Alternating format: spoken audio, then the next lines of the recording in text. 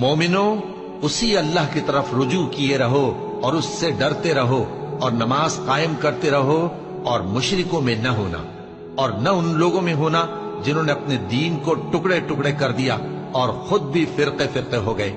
हर फिरका उसी में मगन है जो उसके पास है, और जब लोगों को तकलीफ पहुंचती है तो अपने परवरदिगार को पुकारते हैं, उसी की तरफ रुजू करते हुए।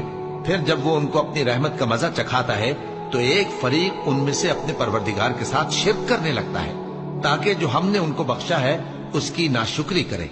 सो खैर, फायदे उठा लो, अनकरीब तुमको इसका अंजाम मालूम हो जाएगा।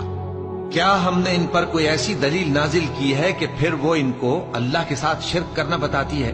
और जब हम लोगों को अपनी रहमत का मजा चखाते हैं तो वो उससे खुश हो जाती हैं, और अगर उनके अमाल के सबब जो उनके हाथों ने आगे भेजे हैं उन्हें कोई तकलीफ पहुंचे तो नाउम्मीद होकर रह जाती हैं। क्या इन्होंने नहीं देखा